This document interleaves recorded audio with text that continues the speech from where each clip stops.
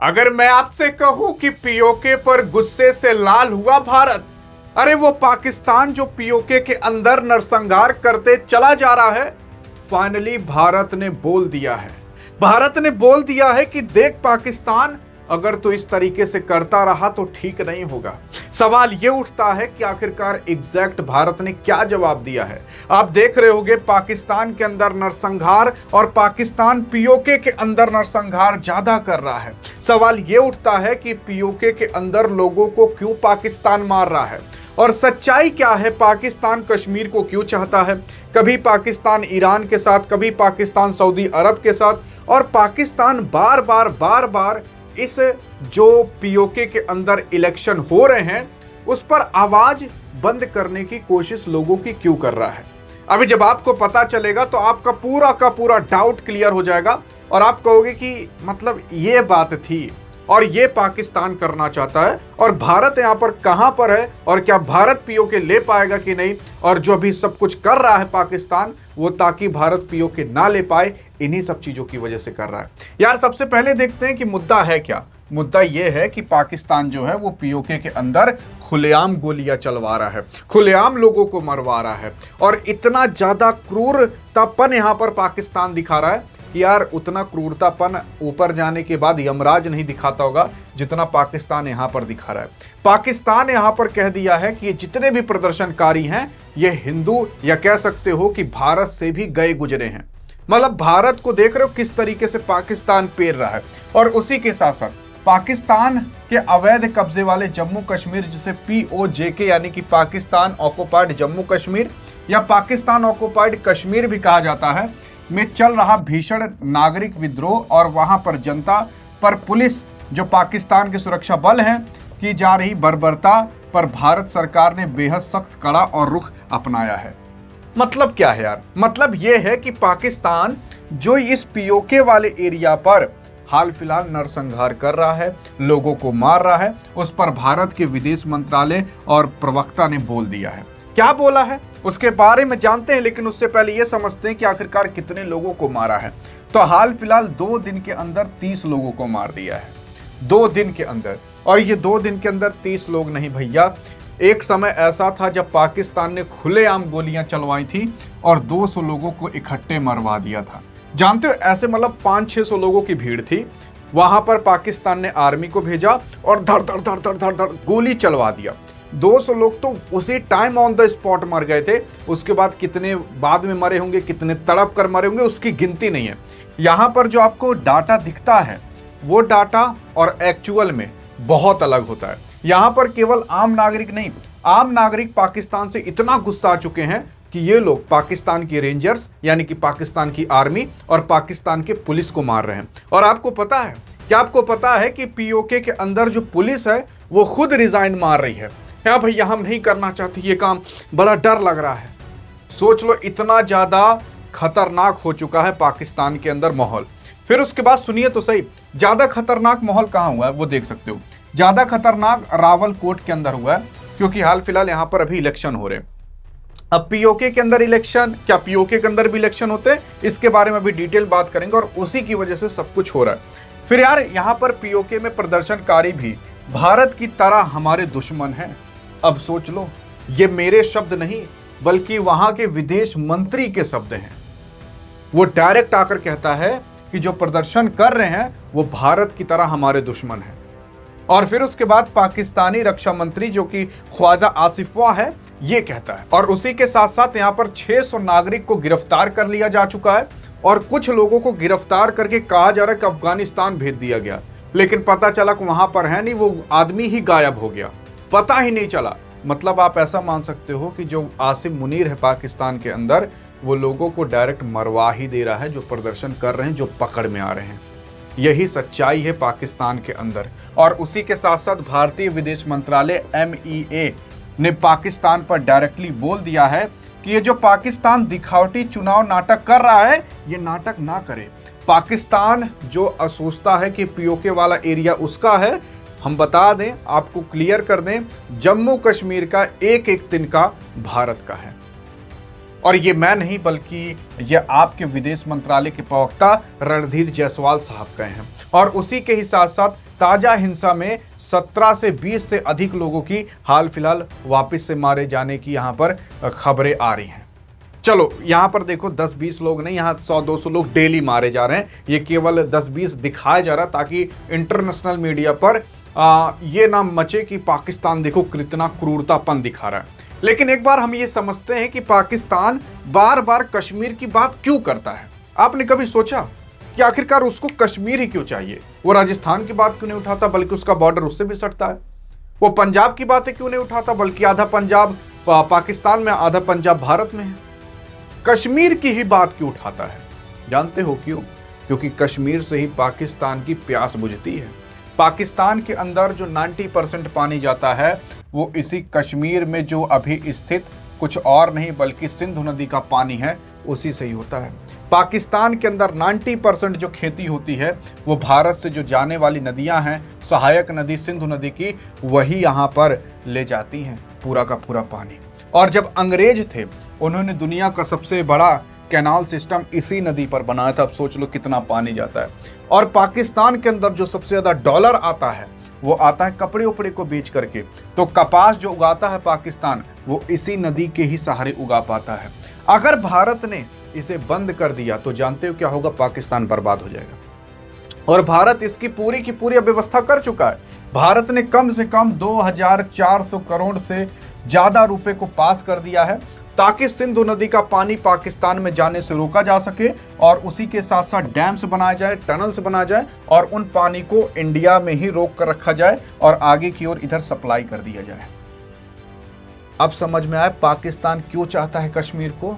क्योंकि कश्मीर से इतनी सारी नदियां पाकिस्तान के अंदर जाती हैं कि आप विश्वास नहीं कर सकते, और उसी पानी पर ही पाकिस्तान पलता है। इस वजह से उसको केवल कश्मीर चाहिए। आप देख रहे हो राजस्थान से कोई नदी जा रही है, इधर से देख रहे हो कोई नदी जा रही है, इसी वजह से उसको कश्मीर चाहिए। इसी वजह से वो कहता है कि भैया कश्मीर हमारे लिए सबसे पहले है। पूरी दुनिया के अंदर यही बात वो उठाता है।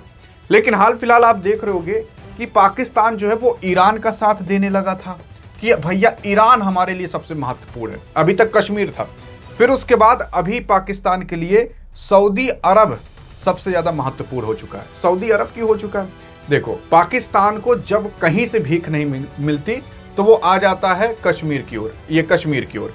और जब पाकिस्तान को भीख मिलने लगती है कहीं से तो पाकिस्तान उस देश की ओर चला जाता है। अभी पाकिस्तान को कहीं और से नहीं बल्कि मिलने वाली है भीख सऊदी अरब से, क्योंकि आपने देखा होगा कि ईरान, अमेरिका और सऊदी अरब भी अब उस युद्ध के अंदर डायरेक्टली शामिल होने की बात कर रहा है। और सऊदी अरब पाकिस्तान के बीच एक समय पर डिफेंस डील ये हुई थी कि अगर सऊदी अरब पर कोई अटैक किया तो जान जाओ पाकिस्तान पर अटैक कर दिया है।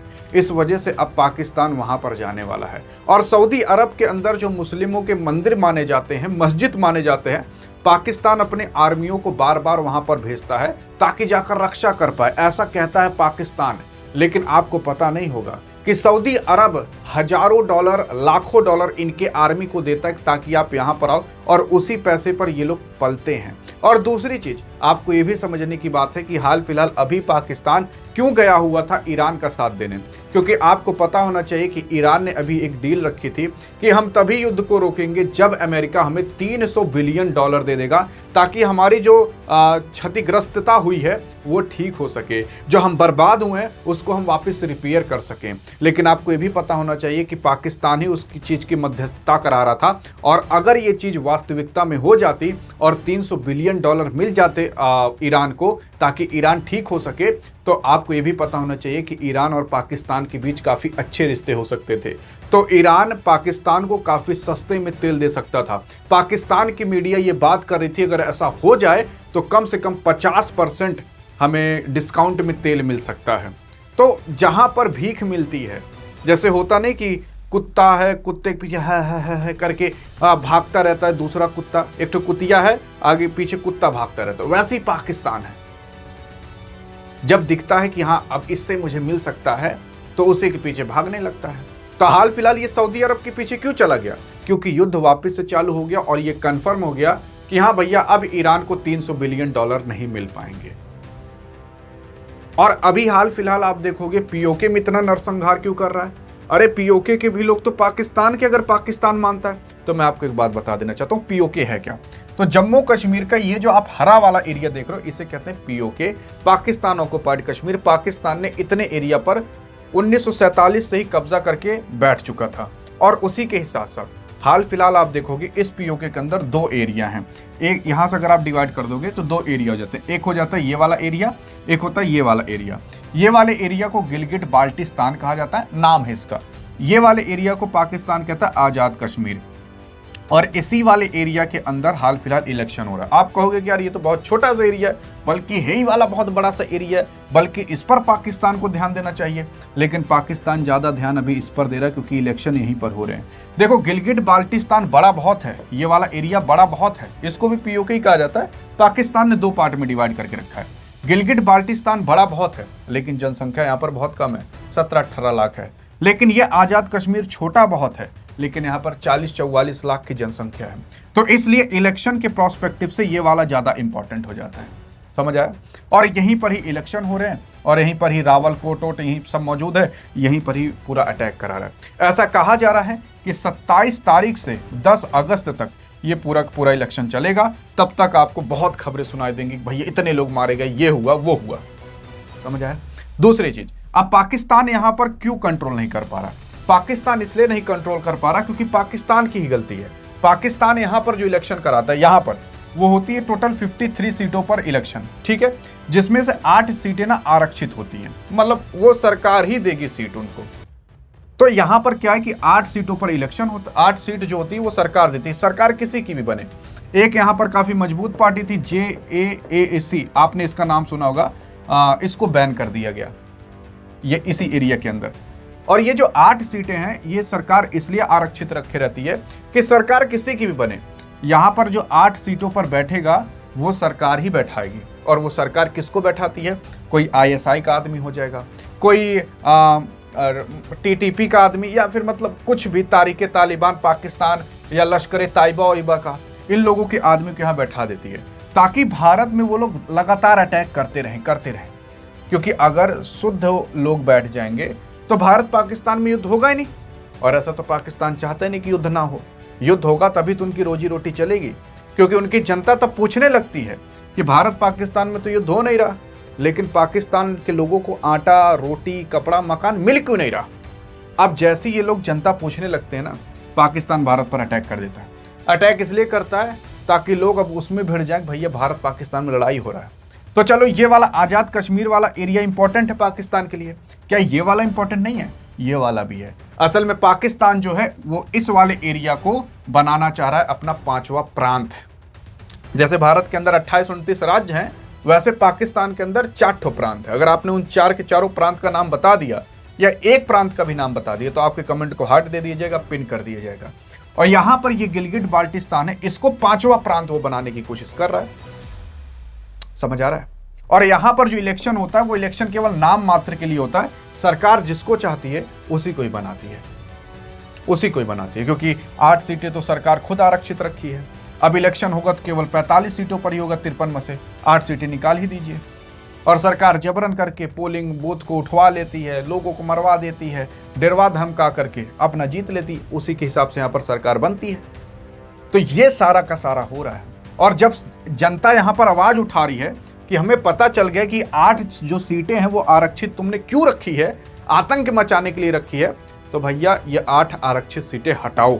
और सरकार यही 8 आरक्षित सीटें हटा नहीं रही और इसलिए यहाँ पर मारकाट मच रही है। तो अब आई थिंक आपको पाकिस्तान के बारे में पूरा समझ में आ गया होगा कि आखिरकार जम्मू कश्मीर वो क्यों चाहता है, नदी की वजह से, और उसी के साथ साथ वो गिलगिट बाल्टिस्तान को नया प्रांत बनाने की कोशिश कर रहा है और इधर आजाद कश्मीर में इलेक्शन हो रहा है। और गिलगिट बाल्टिस्तान इसलिए भी इंपॉर्टेंट है क्योंकि चाइना ने एक तो रोड यहां से निकाल कर लेकर गया जिसका नाम है सीपेक। अब वो चाइना का रोड कितना लंबा है, अगर आपने वो कमेंट में बता दिया ना तो आपके कमेंट को वापस से हार्ट दे दिया जाएगा और पिन कर दिया जाएगा। तो इस वजह से भी पाकिस्तान के लिए ये वाला एरिया इंपॉर्टेंट है, क्योंकि चाइना का यहां से रोड एक हो जाता है और इसी वजह से चाइना पाकिस्तान का साथ देता है, क्योंकि भैया उसने रोड के लिए रास्ता दिया है। तो अब आप समझ चुके होंगे कि आखिरकार पाकिस्तान के अंदर ऐसा क्यों हो रहा है और पाकिस्तान इस पीओके के अंदर इतना नरसंहार क्यों कर रहा है। बाकी पीओके भारत लेगा कि नहीं, इतना आसान भी नहीं है, धीरे धीरे उसकी प्लानिंग चल रही है। अब कब लेगा कब नहीं लेगा वो आपको आगे पता चल जाएगा, क्योंकि हमने सारे वीडियो में बता करके रखा है। अधिक जानकारी चाहिए तो इस वीडियो में मिलते हैं, तब तक लिए जय हिंद जय भारत।